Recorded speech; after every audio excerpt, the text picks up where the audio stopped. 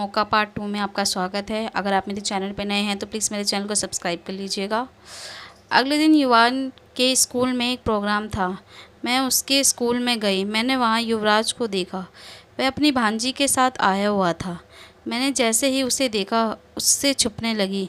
मैं नहीं चाहती थी कि वह मुझे और युवान को देखे, पर ना जाने उसने मुझे कैसे देख लिया और मेरे पास आकर कहा, मुझसे क्यों छुप रही हो? मैंने कहा, मैं कहाँ छुप रही हूँ, मैं तो बस अपना बैग ढूंढ रही थी।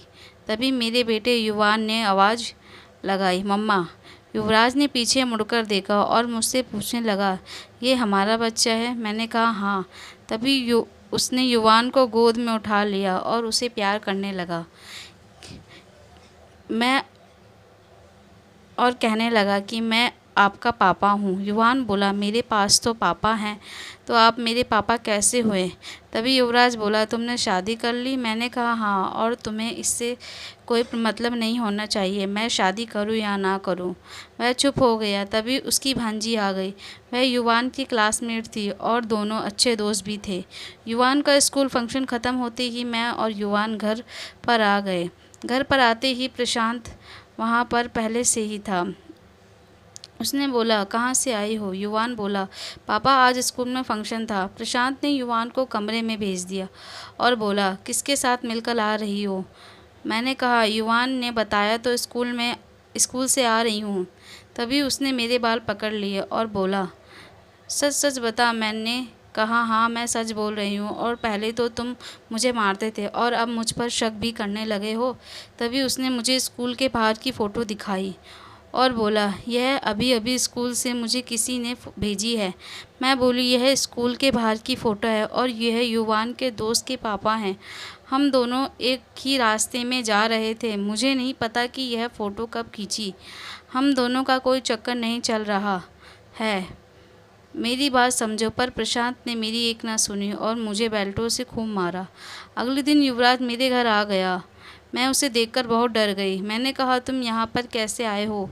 उसने कहा, युवान कल अपनी नोटबुक मेरी भांजी के पास भूल आया है। उसमें तुम्हारे घर का पता था, तो मैं देने चला आया और युवान से मिलने का मन भी कर रहा था। मैंने घबराते हुए कहा, ठीक है, अब तुम यहाँ से जाओ। तभी वहाँ प्रशांत आ गया। मैंने हड़बड़ी में युवराज का हाथ पकड़ा और उसे घर में ही छुपा दिया। मैंने प्रशांत से कहा, तुम इतनी जल्दी कैसे आ गए? उसने कहा, कोई प्रॉब्लम है क्या? मैंने कहा, नहीं। उसने कहा, चल मेरे लिए खाना लेकर आ। मैंने कहा, अभी खाना नहीं बना है। आप मुझे फ़ोन पर बता देते तो मैं पहले से ही बना लेती। इतने में प्रशांत ने मेरे बाल पकड़ लिए और बोला, तो तुझे नहीं पता कि मैं जब मर्जी आ सकता हूँ? यह मेरा घर है। और मुझे धक्का देके गिरा दिया। मेरा सर दीवार में लग गया और खून निकलने लगा। वह गुस्से से बाहर चला गया। कमरे में युवराज ने यह सब बातें सुन ली। वह जैसे ही कमरे से बाहर आया और मेरे पास आकर बैठ गया, कहने लगा, इसकी इतनी हिम्मत, उसने तुम्हें चोट पहुंचाई और तुम ये सब क्यों सह रही हो? मैंने कहा, तो और मैं क्या करूं? उसने युवराज की घड़ी में बम छुपा के रखा है, इसी कारण मैं उसकी यह सब जुल्म सह रही हूँ। तुमने भी तो मुझे धोखा दिया था और प्रशांत ने भी मुझे धोखा दिया। उसने प्यार प्यार में मुझसे शादी कर ली और फिर अपना असली चेहरा दिखाया। मेरी ज़िंदगी ऐसे ही बर्बाद होती जा रही है। मैंने कहा, मैंने पहली बार किसी को मौका दिया और उसने मेरे विश्वास का यह सिलसिला दिया। तभी युवराज बोला, मुझे माफ़ कर दो। मैं पहले पति पत्नी के रिश्ते को समझ नहीं पाया। जब एक लड़की अपना सब कुछ छोड़कर आती है, वो भी उस आदमी के लिए जिसे वह जानती तक भी नहीं, तो उसका फ़र्ज़ नहीं कि वह भी उसका साथ दे हर परिस्थिति में। जब मेरे परिवार वाले तुम्हें परेशान कर रहे थे, मुझे तभी उनके खिलाफ़ एक्शन लेना चाहिए था। और सबसे बड़ी गलती थी, मैंने तुम्हारा साथ नहीं दिया। प्रेगनेंसी में भी तुम्हारा ख्याल नहीं रखा और दूसरी औरत के चक्कर में पड़ गया। मुझे माफ़ कर दो अंबिका। मैं रोज़ पश्चाताप की आग में जल रहा हूँ कि काश मैं ये सब नहीं करता तो आज मेरे बीवी बच्चे मेरे पास होते। जैसे तुमने प्रशांत को एक मौका दिया है, वैसे ही मुझे भी एक मौका दे दो। तभी वहाँ पर प्रशांत आ गया।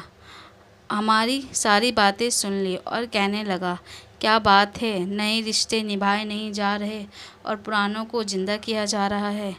उसके हाथ में रिमोट था युवान की घड़ी का। तूने सोचा भी कैसे कैसे लिया कि मैं तुझे छोड़ दूंगा। मैंने तेरा इंतज़ार किया है, कॉलेज से ही मैं तेरे लिए पागल था और अब तू मुझे मिली है तो मैं वापस जाने नहीं दूंगा और मैं ऐसा नहीं होने दूंगा। अभी मैं तेरे बेटे को मार डालता हूँ, ये मर जाएगा तो तू भी मर जाएगी। युवराज बोला, अगर तू उससे प्यार करता तो इसे इस हालत में ही नहीं रखता, मान सम्मान देता तो यह कभी भी मेरे पास आने की नहीं सोचती।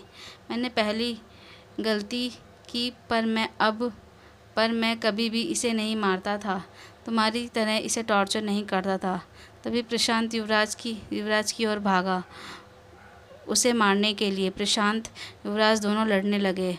मैं वह रिमोट ढूंढने लगी, वह प्रशांत की जेब में था।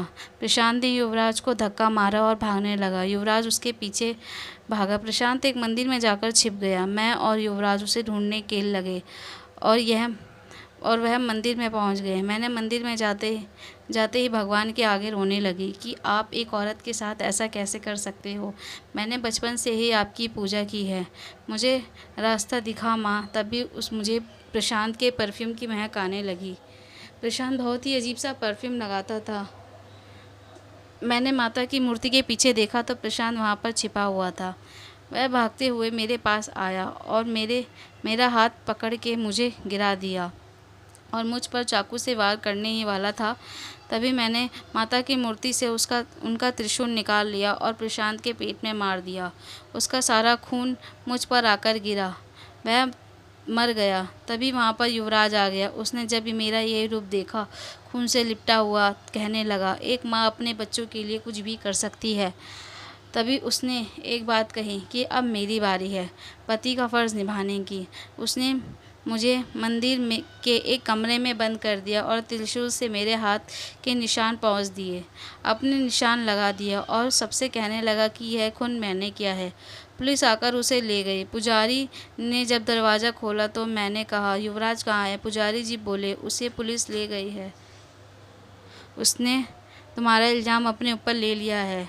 और मुझे जाते वक्त बोला गया कि मेरी पत्नी इस कमरे में है, उससे कह देना बस एक मौका। कोर्ट में जब वह पेश हुआ तो उसे सेल्फ डिफेंस का आरोप लगा और उसे 1 साल की सज़ा हुई। आज मैं उसे लेने के लिए आई हूँ। मैं और वह फिर से शादी करेंगे। मैंने युवान को भी सब बता दिया है और अब हम दोनों एक साथ रहेंगे। आज भी मैं सोचती हूँ कि काश मैं यह मौका पहले ही दे देती तो प्रशांत कभी भी मेरी ज़िंदगी में नहीं आता। लेकिन कहते हैं ना, कर भला तो हो भला। मैं अनीता आपसे विदा लेती हूँ, फिर मिलूँगी अगली कहानी में। धन्यवाद।